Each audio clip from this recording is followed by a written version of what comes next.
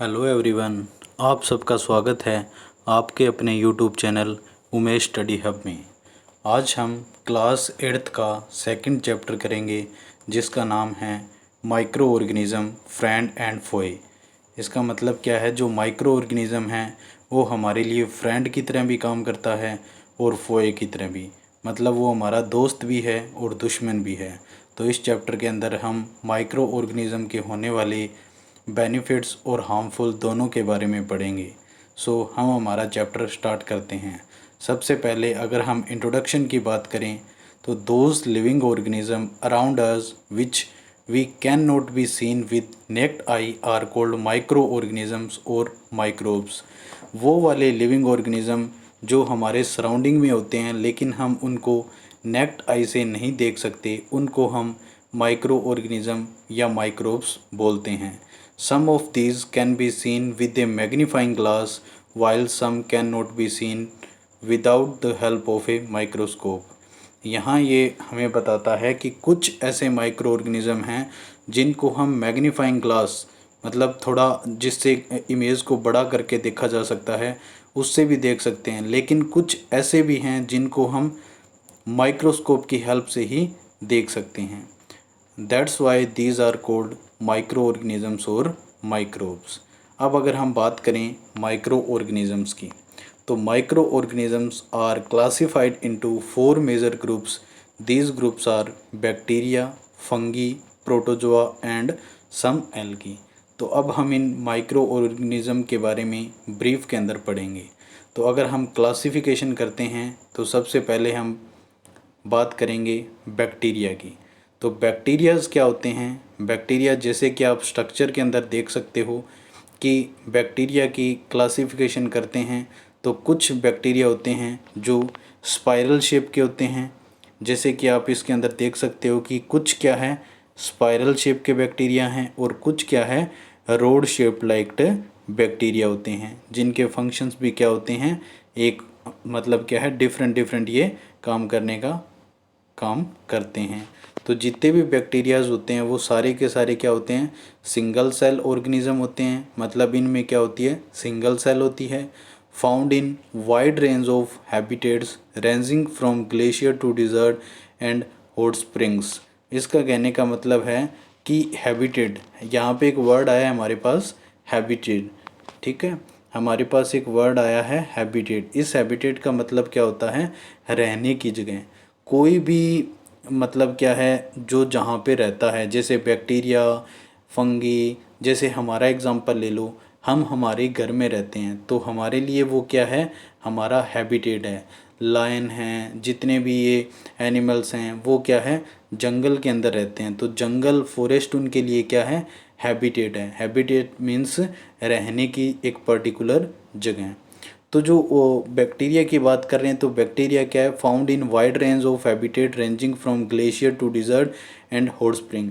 हर जगह मिलेंगे, ग्लेशियर के अंदर भी जहाँ बहुत ठंड है, डिज़र्ट के अंदर भी मिलेंगे और हॉट स्प्रिंग के अंदर भी आपको देखने को मिलेंगे। फॉर एग्ज़ाम्पल की अगर हम बात करें तो कर्ड बैक्टीरिया। कर्ड बैक्टीरिया कौन सा, जो क्या करता है दूध को दही के अंदर कन्वर्ट कर देता है, और उस जो पर्टिकुलर बैक्टीरिया है उसका नाम क्या है लैक्टोबैसिलस। ये याद रखना, 1 नंबर में क्वेश्चन पूछा जा सकता है कि which bacteria converts milk into curd, तो उसका नाम क्या है लैक्टोबैसिलस। अब हम बात करेंगे फंगी की। अभी हमने बात की थी बैक्टीरिया की, अब हम बात करेंगे फंगी की। फंगी क्या होती है मल्टी सेलुलर। बैक्टीरिया क्या था यूनिसेलुलर, सिंगल सेल थी उसमें। फंगी के अंदर क्या होती है मल्टी सेलुलर, मतलब इनकी बॉडी क्या होती है मल्टी सेल की बनी होती है। और क्या होता है हेटरोट्रोपिक ऑर्गेनिज्म। देखो 2 टाइप्स होते हैं, one is autotrophic, one is autotrophic होता है, और सेकंड क्या होता है हेटरोट्रोपिक ऑर्गेनिज्म होता है। ऑटोट्रोपिक का मतलब क्या होता है, जो अपना फूड सेल्फ सिंथेसाइज करें, खुद ही बना लें, उनको हम क्या बोलते हैं ऑटोट्रोपिक। और हेटरोट्रोपिक क्या होते हैं, वो वाले ऑर्गेनिज्म जो अपने फूड के लिए ऑटोट्रोप्स के ऊपर या किसी दूसरे के ऊपर डिपेंडेबल होते हैं। तो जो फंगी है वो क्या होती है हेटरोट्रोपिक होती है, मतलब फंगी अपना फूड खुद नहीं बना सकती। उसके बाद है lack chlorophyll and are generally found in colonies. अब इसके अंदर क्या है, आपको पता है हेट्रोट्रोपिक है। हेट्रोट्रोपिक का मतलब अपना फूड नहीं बना सकती, तो इसके अंदर क्या है, क्लोरोफिल नहीं होता। क्योंकि जो अगर हम बात करें फूड बनाने की, तो फूड वही बना सकता है जिसके पास क्लोरोफिल होता है। जैसे कि ग्रीन प्लांट्स होते हैं, ग्रीन एल्गी होती है, उनके पास क्या होता है, क्लोरोफिल होता है। दैट्स वाई वो क्या करते हैं, फूड को बना सकते हैं।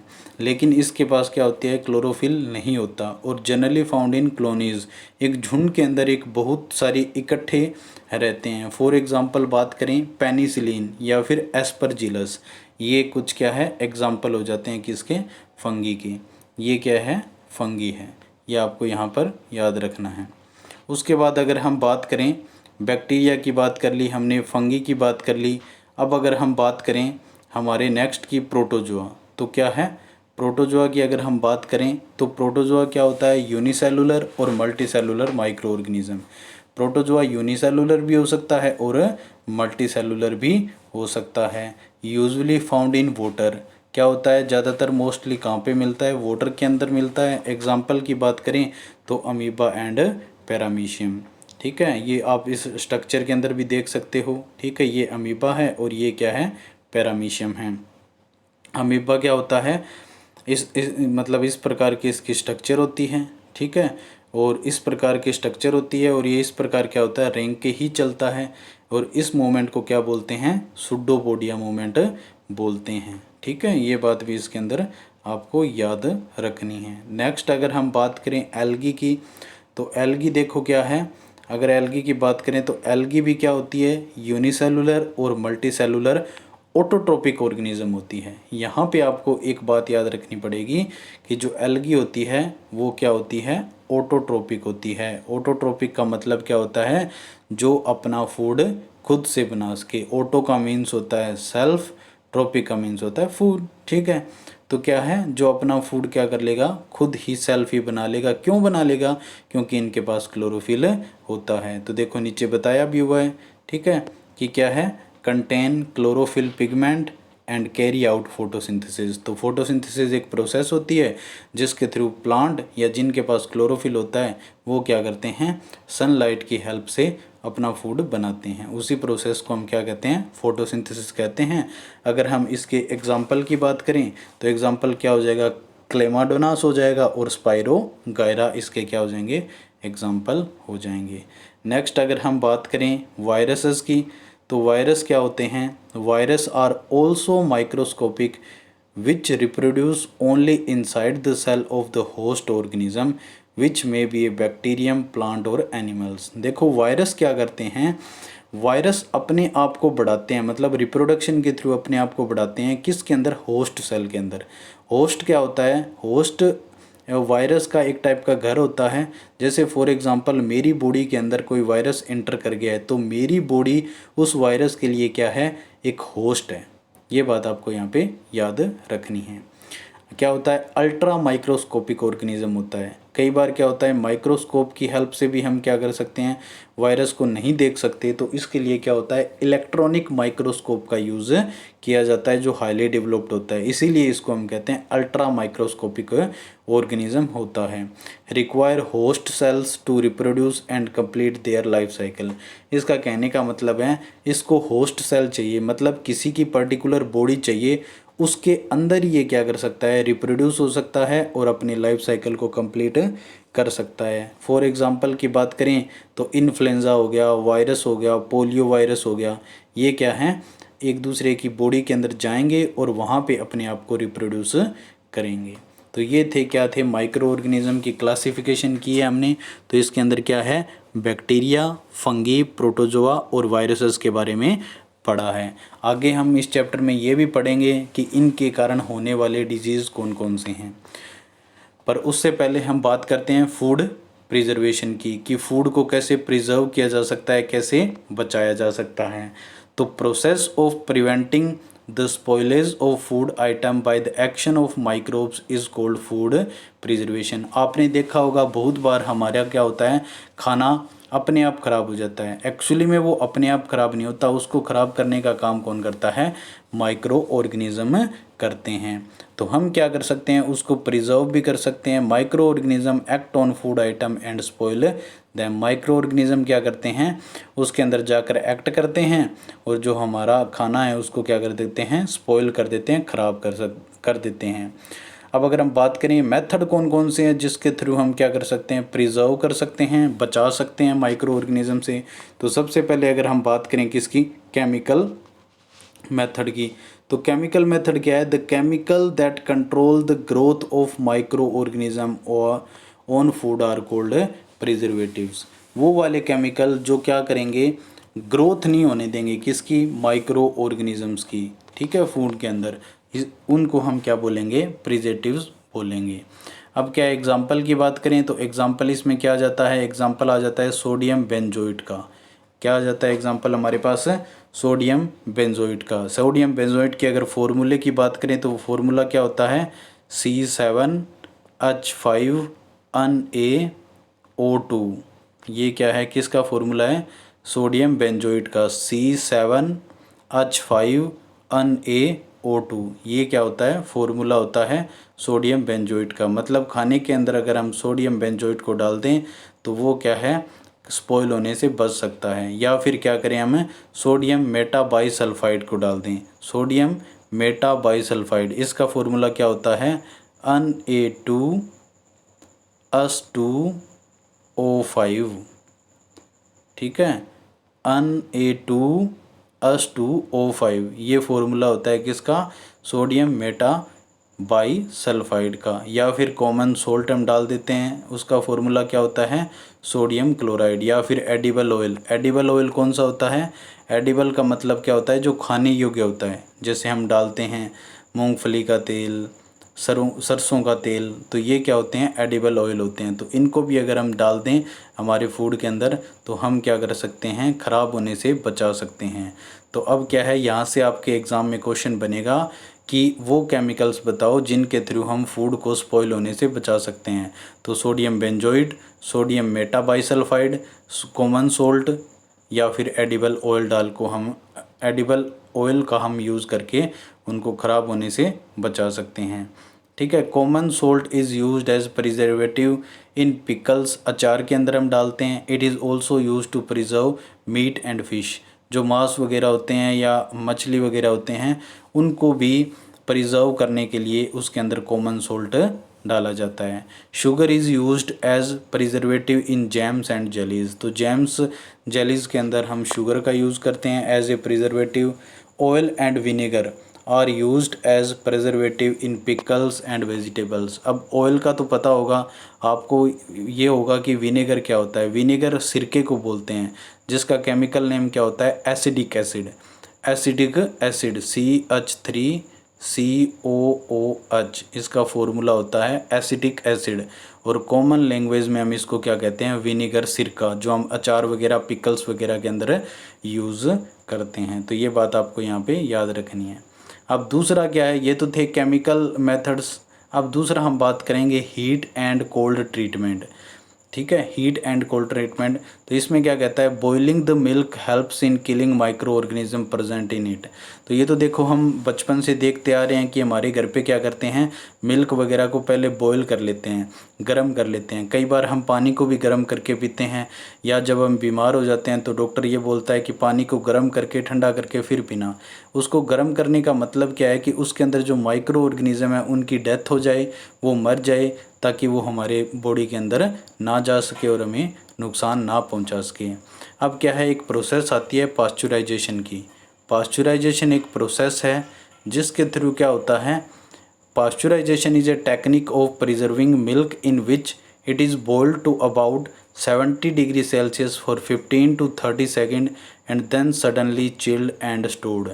ये प्रोसेस आपके एग्ज़ाम के अंदर पूछी जा सकती है।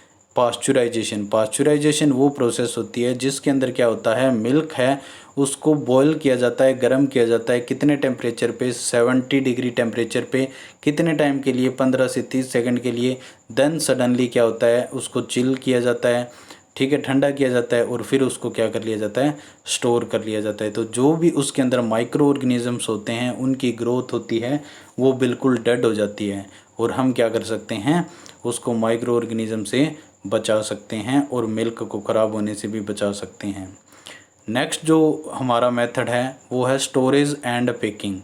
ठीक है, जैसे dry fruit and vegetables are stored in sealed air tight packets to prevent microbial attack.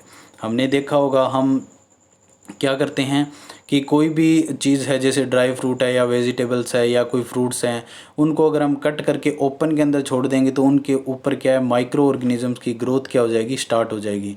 तो हम क्या करते हैं, उनको उनकी अच्छे से पैकिंग करके अगर रखेंगे टाइट कंटेनर के अंदर, टाइट पैकेट के अंदर, तो क्या है, प्रिवेंट कर सकते हैं माइक्रोबल अटैक से या उनकी ग्रोथ से। तो ये हम बचा सकते हैं। आपने एक कॉमन देखा भी होगा, अगर हम एप्पल को कट करके क्या कर देंगे, कट कर कर अगर हम सीधा हवा में छोड़ देते हैं तो आप थोड़ी देर बाद देखना कि उसके ऊपर साथ के साथ तो माइक्रो ऑर्गेनिज्म की ग्रोथ हो जाएगी, दूसरा जो एप्पल की जो स्लाइस होगी उसके ऊपर ब्राउन कलर की लेयर सी डिपॉजिट होने लग जाएगी। ऐसा क्यों होता है, क्योंकि एक तो माइक्रो ऑर्गेनिजम्स की ग्रोथ स्टार्ट हो जाती है, दूसरा क्या होता है, जो एप्पल होता है उसके अंदर आपको पता है आयरन होता है, और आयरन क्या करता है, ऑक्सीजन के साथ रिएक्शन करके ऑक्सीडेशन कर लेता है और आयरन ऑक्साइड के कारण वो लेयर डिपॉजिट हो जाती हैं।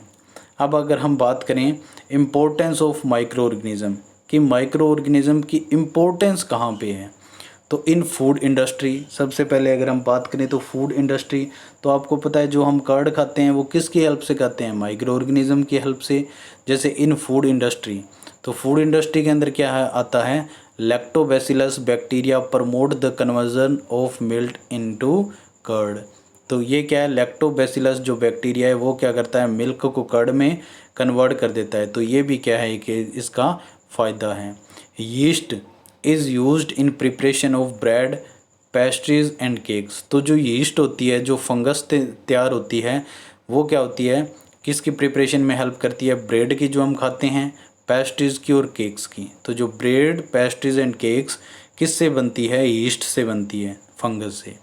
नेक्स्ट अगर हम बात करें इन बेवरेज इंडस्ट्री, बेवरेज का मतलब है लिक्विड, तो yeast is used for commercial production of alcohol, wine and vinegar. Vinegar मैं आपको पहले बता चुका हूँ क्या होता है, एसिटिक एसिड होता है, फॉर्मूला क्या होता है, CH3COOH।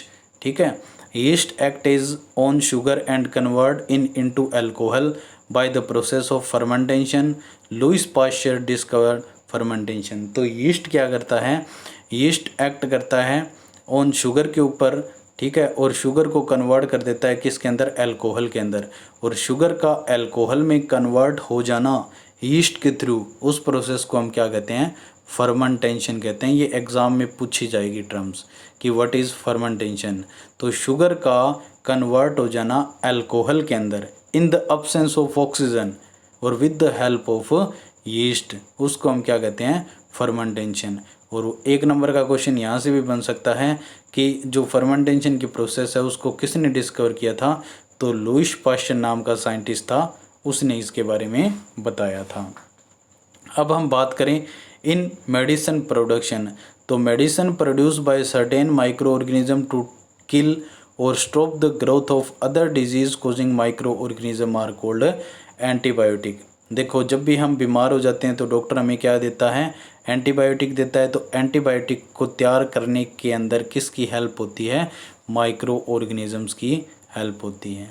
ये बात भी आपको याद रखना है। Antibiotics are obtained from bacteria and fungi. तो मोस्ट ऑफ द एंटीबायोटिक होती है वो किससे तैयार की जाती है, या तो बैक्टीरिया से या फिर फंगी से तैयार की जाती है। जैसे commonly used antibiotic are streptomycin होगी, टेट्रासाइक्लिन होगी और इरिथ्रोमाइसिन होगी। इरिथ्रोमाइसिन तो फंगस से तैयार होती है, बाकी दोनों क्या है, बैक्टीरिया से तैयार की जाती है। First antibiotic penicillin was prepared by Alexander Fleming. ये जरूर याद रखना, 1 मार्क क्वेश्चन बनेगा कि पेनिसिलिन की डिस्कवरी किसने की थी या किसने तैयार किया था उसको, तो साइंटिस्ट का नाम था अलेक्जेंडर फ्लेमिंग। ये बात आपको इसमें याद रखनी है। फिर अगर हम बात करें इन वैक्सीन प्रोडक्शन, कि वैक्सीन प्रोडक्शन के अंदर माइक्रो ऑर्गेनिज्म कैसे हेल्प करता है, तो protection of the body from the attack of various disease causing micro organism through vaccine is known as vaccination. आपको पता है बहुत सारी बीमारियों से हम किसके थ्रू बच सकते हैं, वैक्सीन के थ्रू बच सकते हैं, और उसी को क्या बोलते हैं, वैक्सीनेशन करवाना। वैक्सीन इंक्लूड डेड और weakened microbes that trigger the production of antibiotic in the body. तो वैक्सीन क्या करता है, वैक्सीन हमारी बॉडी के अंदर जब हम लगा देते हैं तो वो जाकर क्या करता है, हमारी बॉडी के अंदर एंटीबॉडीज़ प्रोड्यूस करता है जो क्या है, बीमारियों से लड़ती है। These antibodies helps in preventing the attack from disease causing micro organisms. तो वो वैक्सीन या वो एंटीबॉडीज जाकर क्या करेगी, बॉडी के अंदर जो माइक्रोब्स हैं जो नुकसान पहुंचा रहे हैं, जो डिजीज़ को बनाने के अंदर हेल्प करते हैं, उन माइक्रोब्स को जाकर क्या करेगी, किल करने का काम करेगी। Vaccination helps in controlling disease such as cholera, polio, small pox, hepatitis. आपने देखा भी होगा हमें बचपन में ये सारे इंजेक्शन लगते हैं, जैसे पोलियो का दवाई पिलाई जाती है, तो क्यों, ताकि क्या है, ये एक टाइप की हमारी बॉडी के अंदर जाकर क्या करेगी, एंटीबायोटिक प्रोड्यूस करेगी। ठीक है, एंटीबॉडीज़ जाकर प्रोड्यूस करेगी, जिससे क्या है, माइक्रोब्स के खिलाफ लड़ने के लिए बॉडी को इम्यूनिटी मिलेगी। Vaccine for small pox was discovered by Edward Jenner. ये भी याद रखना बहुत इंपॉर्टेंट है 1 नंबर के अंदर, कि स्मॉल पॉक्स के लिए जो वैक्सीन डिस्कवर की थी वो किसने की थी, तो एडवर्ड जेनर नाम के साइंटिस्ट ने स्मॉल पॉक्स की वैक्सीन को डिस्कवर किया था। ये आपको याद रखना है। नेक्स्ट जो इसका बेनिफिट होता है माइक्रो ऑर्गेनिजम्स का, in increasing the soil fertility. तो क्या है, जो कुछ माइक्रो ऑर्गेनिज्म होते हैं जो सोयल की, मिट्टी की फर्टिलिटी को भी बढ़ाने का काम करते हैं। Blue green algae and rhizobium bacteria are called biological nitrogen fixation. देखो, सोयल के अंदर एक बैक्टीरिया होता है जिसका नाम होता है राइजोबियम। ठीक है, ये बहुत ज़्यादा हेल्प करता है सोयल की फर्टिलिटी को इंक्रीज़ करने में। इसके बारे में हम नाइट्रोजन साइकिल के अंदर भी पढ़ेंगे। ये क्या है, जो एटमॉस्फेरिक नाइट्रोजन है उसको नाइट्रेट और नाइट्राइट के अंदर भी कन्वर्ट करने का काम करता है। They fix their atmospheric nitrogen to enhance soil fertility. तो ये क्या करते हैं, सोयल की फर्टिलिटी को बढ़ाने के अंदर, इंक्रीज़ करने के अंदर हेल्प करते हैं। नेक्स्ट इसका यूज़ की बात करें तो क्या है, इन क्लीनिंग द इन्वायरमेंट। तो माइक्रो ऑर्गेनिज्म या decomposer helps in the converting dead waste of plants and animals into simpler substance by the process of decomposition। तो क्या होता है, जब कोई बॉडी की डेथ हो जाती है, बॉडी को क्या है, डीकम्पोज करने के लिए मिट्टी में डाला जाता है। तो डीकम्पोजर जैसे लाइक अर्थवॉर्म्स हो गए, ये क्या करते हैं, उस बॉडी को बिल्कुल वैनिश कर देते हैं, डीकम्पोज कर देते हैं। या माइक्रो ऑर्गेनिज्म क्या करते हैं, उसको डीकम्पोज कर देते हैं, जिससे क्या होता है, इन्वायरमेंट भी हमारा क्लीन होता है। तो ये भी क्या है, इसका एक यूज़ था। तो ये कुछ ऐसे यूजेस हमने पढ़े हैं जो माइक्रो ऑर्गेनिजम्स हमारी क्या करता है, हेल्प्स करता है।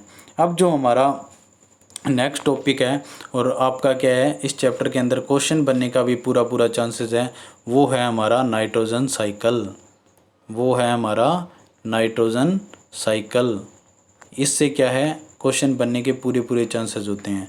तो देखो, नाइट्रोजन साइकिल की अगर हम बात करें तो क्या है, it involve circulation of nitrogen through living and non living component of nature. Nitrogen cycle का मतलब है कि एक चक्कर चलेगा जो लिविंग और नॉन लिविंग दोनों को मतलब क्या है, आपस के अंदर लिंक करे रखेगा, जोड़े रखेगा। Nitrogen gas comprises 78% of the atmosphere. First process of nitrogen cycle is fixation of nitrogen gas into nitrogenous compound caused by bacterium, rhizobium and lightning. Nitrogen compound in soil are taken up by the plants through roots and used in synthesis of plant proteins. Animal obtain nitrogen by feeding on plants। देखो, मैं आपको इसको simple भाषा में समझाता हूँ। क्या होता है कि जो एटमॉस्फेरिक नाइट्रोजन आपको पता है कि 78% होती है हमारे एटमॉस्फेयर में, लेकिन जो प्लांट्स होते हैं वो इसको क्या है, डायरेक्ट इनटेक नहीं कर सकते। तो क्या होता है, जो एटमॉस्फेरिक नाइट्रोजन है उसको क्या है, जो बैक्टीरिया होता है, राइजोबियम बैक्टीरिया। कौन सा बैक्टीरिया, राइजोबियम बैक्टीरिया। वो क्या करता है, जो नाइट्रोजन है, एटमॉस्फेरिक नाइट्रोजन है, उसको कन्वर्ट कर देता है किसके अंदर, नाइट्राइट्स और नाइट्रेट्स के अंदर। ठीक है, उसको कन्वर्ट कर देता है, और वो क्या करता है, प्लांट्स उसको इनटेक करते हैं। प्लांट्स इनटेक करेंगे, प्लांट्स को कौन खाएगा? एनिमल्स खाएगा। और जब एनिमल्स क्या करेंगे, एनिमल्स की बॉडी में नाइट्रोजन जाएगी तो एनिमल्स जब डेड हो जाएंगे तो उनकी डेड बॉडी को डीकम्पोज कौन करेगा? Micro organism. तो माइक्रो ऑर्गेनिज्म जब डीकम्पोज करेंगे तो वो जो नाइट्रोजन है वो वापस किसके अंदर चली जाएगी? सोयल के अंदर चली जाएगी। और सोयल के अंदर वापस क्या करेंगे? जो राइजोबियम बैक्टीरिया है वो नाइट्राइट्स और नाइट्रेट्स को वापस किस में कन्वर्ट कर देगा? वापस नाइट्रोजन के अंदर कन्वर्ट कर देगा। तो इस प्रकार क्या है, एक नाइट्रोजन का साइकिल चलता रहता है। एक बार फिर से ध्यान से सुनिए, क्या होता है? नाइट्रोजन जो एटमॉस्फेयर के अंदर है उसको कौन इनटेक करता है? प्लांट्स लेंगे उसको, ठीक है। उसको कौन लेंगे? प्लांट्स लेंगे। अब प्लांट्स को कौन खाएगा? एनिमल्स खाएगा। कौन खाएगा? एनिमल्स। और एनिमल क्या करेंगे? Nitrogenous waste excretion and death. तो जब उन एनिमल्स की डेथ हो जाएगी तो वो क्या करेंगे? वापस क्या करेंगे? डीकम्पोज हो जाएगी उनकी बॉडी और क्या है, जो नाइट्रोजन है वो वापस किसके अंदर आ जाएगी? सोयल के अंदर आ जाएगी, ठीक है। ये बात इसके अंदर आपको याद रखनी है। तो इस प्रकार क्या है, नाइट्रोजन का साइकिल चलता रहता है। मतलब नाइट्रोजन मिलती भी है, नाइट्रोजन दे भी जाती है। तो अब आपको इसमें याद रखना है कि सबसे बड़ा रोल किसका हुआ? राइजोबियम बैक्टीरिया का हुआ, या फिर लाइटनिंग का हुआ। जो बिजली वगैरह चमकती है उसके कारण भी क्या है, जो सोयल के अंदर जो एटमॉस्फेरिक नाइट्रोजन है वो नाइट्रेट और नाइट्राइट के अंदर कन्वर्ट हो जाती है। तो नाइट्रोजन को नाइट्रेट्स और नाइट्राइट्स में कन्वर्ट करने का काम कौन करता है? राइजोबियम बैक्टीरिया करता है। ये बात आपको याद रखनी है। Waste of plant and animals are converted to nitrogenous compound by the action of bacteria and fungi in the soil। तो जो वेस्ट ऑफ प्लांट एनिमल्स का जो वेस्ट प्रोडक्ट है उसको कन्वर्ट करने का काम कौन करता है? बैक्टीरिया और फंगी, जो मैं आपको बता चुका हूँ किसके अंदर? सोयल के अंदर। Some bacteria convert nitrogenous compound back to nitrogen to maintain the atmospheric level of nitrogen. तो कुछ बैक्टीरिया जैसे राइजोबियम है वो क्या करेगा? जो नाइट्रोजिनस कंपाउंड है, जो डेड बॉडी वगैरह है, वो क्या करेंगे? उसको वापस कन्वर्ट किस में कर देगा? नाइट्रोजन के अंदर, ताकि एटमॉस्फेयर के अंदर नाइट्रोजन क्या रहे? पूरी तरीके से बैलेंस रहे। ये बात आपको याद रखनी है। अब हम बात करेंगे, ये तो थे यूज़फुल पढ़े थे पहले हमने कि माइक्रो ऑर्गेनिज्म किस प्रकार हमारी हेल्प करते हैं। अब हम कुछ माइक्रो ऑर्गेनिज्म पढ़ेंगे जो हमारे को हार्म भी करते हैं, हार्मफुल माइक्रो ऑर्गेनिज्म। तो इसकी बात करें तो disease causing micro organism are called pathogen. Pathogen क्या होता है? देखो पहले सबसे पहले सिंपल समझो पैथोजन क्या होता है। सिंपल भाषा में बताऊं तो वो, ठीक है, जो रोग को फैलाने का काम करते हैं उनको क्या बोलते हैं? Pathogen. Disease causing micro organism, वो वाले माइक्रो ऑर्गेनिज्म जो डिजीज़ बनाए उनको हम क्या बोलते हैं? पैथोजन बोलते हैं। Disease in human caused by micro organism, हमारे अंदर जितनी भी बीमारियां लगती है वो किसके कारण लगती है? माइक्रो ऑर्गेनिज्म के कारण लगती है। Disease caused by micro organism that is spread from a infected person to a healthy person through air, water और food are called communicable disease. देखो कम्युनिकेबल डिजीज़ कौन से होते हैं? वो वाले जो इन्फेक्टेड पर्सन से किस में फैल जाए? हेल्थी पर्सन में। फॉर एग्जांपल अगर मान के चलो कि मेरे को कॉमन कोल्ड हो रखा है, जुकाम हो रखा है, और कोई मेरे पास हेल्थी पर्सन बैठा है, तो जैसे ही मैं स्नीजिंग वगैरह करूँगा तो बहुत मतलब क्या है, जो मेरे को कॉमन कोल्ड हो रखा है वो उसको भी हो जाएगा। तो एक डिजीज़ का एक इंसान से या इन्फेक्टेड पर्सन से हेल्थी पर्सन में चले जाना, उसको हम कौन क्या बोलते हैं? कम्युनिकेबल डिजीज़ बोलते हैं। The example includes cholera, chicken pox, tuberculosis. तो कुछ एग्जांपल्स भी बता रखे हैं जो फैलते हैं, ठीक है, इन्फेक्टेड पर्सन से किसके अंदर? हेल्थी पर्सन में। तो क्या हो गया? Cholera, chicken pox and tuberculosis. The organism that transmit disease from one place to other are called carriers. अब देखो होता क्या है, वो वाले ऑर्गेनिज्म जो एक इन्फेक्टेड पर्सन से एक हेल्थी पर्सन में रोग को पहुंचाने का काम करते हैं, डिजीज़ को पहुंचाने का काम करते हैं, उसको क्या बोलते हैं? उसको बोलते हैं करियर। ये याद रखना, ठीक है। एग्जाम्पल ऑफ करियर की बात करते हैं तो करियर की अगर एग्जाम्पल की बात करें तो हाउस फ्लाई, जो घरेलू मक्खियाँ होती है, spread disease such as cholera, dysentery and typhoid. Female Anopheles mosquito spread malarial parasite, female Aedes mosquito spread dengue virus. अब मैं आपको यहाँ पे एक अच्छी सी नॉलेज की बात बताता हूँ। देखो नॉर्मली हम क्या कहते हैं कि मलेरिया किसके कारण होता है, और हम कहते हैं फीमेल एनोफिलस के कारण होता है। तो ये क्या है, आज आपको ये स्टेटमेंट को मतलब क्या है सही मतलब तरीके से समझना है। देखो फीमेल एनोफिलस क्या होती है, मलेरिया कभी भी फीमेल एनोफिलस के कारण नहीं होता। फीमेल एनोफिलस एक क्या होती है, करियर होती है। करियर का मतलब जो एक इंसान से दूसरे इंसान में रोग को पहुंचाने का काम है करेगी। एक्चुअली के अंदर जो मलेरिया होता है वो किसके कारण होता है, वो होता है प्लाज्मोडियम वाइवेक्स के कारण। प्लाज्मोडियम वाइवेक्स के कारण होता है, जो कि एक प्रोटोजोआ है। अब फीमेल एनोफिलस तो क्या करती है, उसको एक इन्फेक्टेड पर्सन से हेल्थी पर्सन में पहुंचाने का काम करती है। मतलब एक करियर है, एक टाइप का पोस्टमैन है। जैसे मेरे से कोई चीज़ को लेकर किसी और के पास पहुंचाना, तो बीच में एक बंदा क्या करेगा, करियर का काम करेगा। तो फीमेल एनोफिलस वही काम करती है। तो ये बात आपको इसके अंदर याद रखना है।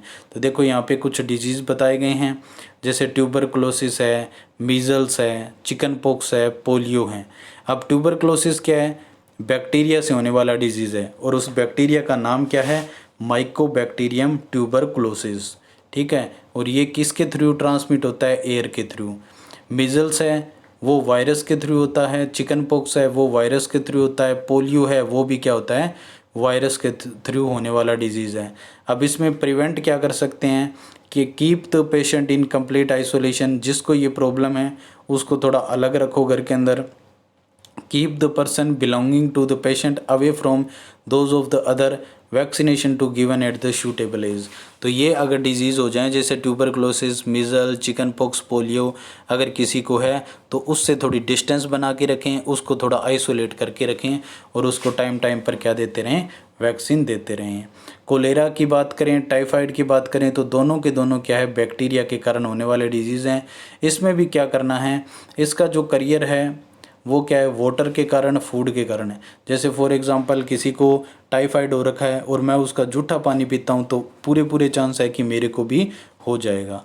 Maintain personal hygiene and good sanitary habits, consume properly cooked food and boiled drinking water, vaccination. अगर किसी को टाइफाइड कोलेरा है तो हमें साफ़ सुथरा या बॉइल्ड पानी पीना चाहिए ताकि कोई माइक्रो ऑर्गेनिज्म हमारी बॉडी के अंदर और ना जा सके। फिर हेपेटाइटिस बी की बात करते हैं तो ये भी वायरस के कारण होता है। इसमें क्या करना है, बॉयल ड्रिंकिंग वाटर करना है, वैक्सीनेशन करवाना है। मलेरिया है ये प्रोटोजोआ के कारण होता है, और इसको फैलाने का काम मैंने अभी आपको बताया था, जो करियर होता है वो मॉस्किटो होता है, मच्छर होता है, और उसका नाम क्या होता है, फीमेल एनोफिलस। और इसका प्रिवेंट कैसे करना है, use mosquito net and repellents, spray insecticide and control breeding of mosquito by not allowing water to collect in the surrounding। तो क्या है, मलेरिया से प्रिवेंट करना है तो ज़्यादा से ज़्यादा नेट का यूज़ करो ताकि मच्छर ना सके, घर में स्प्रे करते रहो, और घर के अंदर पानी को कलेक्ट मत करो। मतलब कोई ऐसी जगह पे जहाँ पे ओपन पानी है वहाँ से क्या है, दूरी बना के रखो। तो अब हम कुछ डिजीज़ के बारे में पढ़ेंगे, जैसे एग्जाम्पल ऑफ, ठीक है, human disease caused by bacteria. कुछ ऐसे डिजीज़ के बारे में पढ़ेंगे जो किसके कारण होते हों, बैक्टीरिया के कारण। तो सबसे पहला आता है ट्यूबरकुलोसिस। अब ट्यूबरकुलोसिस किसके कारण होता है, बैक्टीरिया के कारण, और उस बैक्टीरिया का नाम क्या है, माइकोबैक्टीरियम ट्यूबरकुलोसिस। क्या नाम है, माइकोबैक्टीरियम ट्यूबरकुलोसिस। कोलेरा है, कोलेरा भी क्या है, बैक्टीरिया के कारण होता है, और इसके बैक्टीरिया का नाम क्या है, विब्रियो कोलेरे, विब्रियो कोलेरे। जो टाइफाइड है वो भी किसके कारण होता है, बैक्टीरिया के कारण, और इसके बैक्टीरिया का नाम क्या है, साल्मोनेला टाइफी। क्या नाम है, साल्मोनेला टाइफी। अब हम उन डिजीज़ के बारे में पढ़ेंगे जो किसके कारण होते हैं, वायरस के कारण। ऊपर वाले किसके कारण थे, बैक्टीरिया के कारण। अब वो पढ़ेंगे जो किसके कारण होते हों, वायरस के कारण। तो सबसे पहले बात करें किसकी, मीजल्स की। मीजल्स मतलब क्या होता है, खसरा, और ये किसके कारण होता है, ये होता है मोरबिली वायरस के कारण। किसके कारण, मोरबिली वायरस के कारण। दूसरा अगर हम बात करें चिकन पॉक्स की, तो चिकन पॉक्स के वायरस का नाम क्या होता है, वेरिसेला जोस्टर वायरस। क्या होता है, वेरिसेला जोस्टर वायरस। उसके बाद बात करें पोलियो की, तो पोलियो वायरस का नाम होता है polio virus. Hepatitis B virus का नाम क्या होता है? हेपेटाइटिस बी वायरस ही होता है। अब हम बात करेंगे ऐसे एग्जांपल्स की जो ह्यूमंस के अंदर किसके कारण होते हैं? प्रोटोजोआ के कारण। प्रोटोजोआ के कारण होने वाले डिजीज़ कौन से हैं? मलेरिया। और मलेरिया किसके कारण होता है? प्लाज्मोडियम वाइवेक्स के कारण। किसके कारण? प्लाज्मोडियम वाइवेक्स के कारण। और स्लीपिंग सिकनेस जिसके अंदर नींद वगैरह नहीं आती, वो किसके कारण होता है? ट्राइपैनोसोमा ब्रूसली के कारण। ट्राइपैनोसोमा ब्रूसी के कारण होता है। ये क्या है? प्रोटोजोआ का नाम है। Disease in animals bye micro organisms, ठीक है, कि एनिमल्स के अंदर जो डिजीज़ होते हैं, ठीक है, वो क्या है? एंथ्रेक्स। एंथ्रेक्स एक डिजीज़ का नाम है जो किसके कारण होता है? बैक्टीरिया के कारण। और उस बैक्टीरिया का नाम क्या है? Bacillus anthracis. Bacillus anthracis. Foot and mouth disease is cattle in caused by virus. आपने देखा होगा बहुत सारी गायों वगैरह को पैरों के अंदर, पैरों की जो स्किन होती है एनिमल्स के अंदर बिल्कुल सड़ जाती है, मुंह के अंदर छाले हो जाते हैं, मुंह के अंदर खून आने लग जाता है, तो वो किसके कारण होता है? वायरस के कारण होता है। ये बात आपको इसके अंदर याद रखनी है। तो अब क्या है, आपको एग्ज़ाम के अंदर क्वेश्चन यहाँ से 100% बनेगा कि ऐसे एग्जाम्पल्स के ऐसे डिजीज़ के एग्जाम्पल दो जो किसके कारण होते हो? बैक्टीरिया के कारण। ऐसे बताओ जो वायरस के कारण। ऐसे बताओ जो प्रोटोजोआ के कारण, ठीक है। या आपको डायरेक्ट ये पूछा जा सकता है 1 मार्क्स के अंदर या 2 मार्क्स के अंदर कि मलेरिया डिजीज़ है वो किसके कारण होता है। तो आपको क्या बताना है कि मलेरिया होता है प्रोटोजोआ के कारण, और उस प्रोटोजोआ का नाम क्या होता है? क्या होता है? Plasmodium vivax. और जो फीमेल एनोफिलस होता है वो एक करियर है, मतलब वो एक डाकिये की तरह काम करता है। वो क्या है? एक इंसान से दूसरे इंसान में लेके जाएगा उसको, ना कि वो क्या है? उसका कारण होता है। होता प्रोटोजोआ के कारण है। इसी प्रकार आपको क्वेश्चन आ गया कि ट्यूबरक्लोसिस किसके कारण होता है? तो ट्यूबरक्लोसिस होता है बैक्टीरिया के कारण, और उस बैक्टीरिया का क्या नाम होता है? Mycobacterium tuberculosis. इस टाइप से क्या है, आपको अच्छे से लर्न करना है, अच्छे से याद करना है, ठीक है। उसके बाद अगर हम बात करें disease in plants cause by micro organism. अब देखो माइक्रो ऑर्गेनिज्म होते हैं वो ह्यूमंस के अंदर भी डिजीज़ कोज करते हैं, प्लांट्स के अंदर भी करते हैं, और एनिमल्स के अंदर भी करते हैं। तो एनिमल्स और ह्यूमंस के बारे में तो हम पढ़ चुके हैं। अब हम बात करते हैं कि प्लांट्स के अंदर कौन कौन से डिजीज़ वो कोज्ड कर सकते हैं। तो प्लांट्स की अगर हम बात करें तो सिट्रस सैंकर नाम का एक डिजीज़ होता है, is caused by bacteria. Rust of wheat, जो व्हीट होता है, अनाज होता है, उसके ऊपर रस्ट लग जाती है, is caused by fungi. Yellow vein mosaic of भिंडी ओकरा इज़ कोज्ड बाय वायरस। तो क्या होता है? वायरस के कारण जो डिजीज़ होता है वो क्या होता है, ठीक है। येलो वेन मोजाइक ऑफ भिंडी is caused by virus, rust of wheat is caused by fungi, और citrus canker disease is caused by bacteria. Plants का क्या होता है? अमूमन कम पूछा जाता है एग्ज़ाम में, ह्यूमंस का सबसे ज़्यादा पूछा जाता है। तो ह्यूमंस वाले आपको अच्छे से लर्न करने हैं कौन किसके कारण होता है, ठीक है। तो ये था हमारा चैप्टर पूरा का पूरा माइक्रो ऑर्गेनिजम्स फ्रेंड्स एंड फोए। जो माइक्रो ऑर्गेनिजम्स होते हैं वो हमारे लिए एक दोस्त की तरह भी काम करते हैं और एक दुश्मन की तरह भी काम करते हैं। मतलब हमारे को बेनिफिट भी देते हैं लेकिन उससे उतना ही हार्मफुल होता है। आई होप आपको ये चैप्टर अच्छे से समझ में आया होगा। अगर फिर भी आपको किसी प्रकार का कोई डाउट रहता है इस चैप्टर से रिलेटेड तो आप मेरे को कमेंट करके उसके अंदर पूछ सकते हो। बाकी इस चैप्टर की अगर पीडीएफ चाहते हो तो आपको पीडीएफ भी मिल जाएगी। आई होप आपको वीडियो अच्छा लगा होगा। अगर वीडियो अच्छा लगा है तो वीडियो को लाइक, कमेंट, शेयर कीजिए और ज़्यादा से ज़्यादा चैनल को सब्सक्राइब कीजिए। Thank you.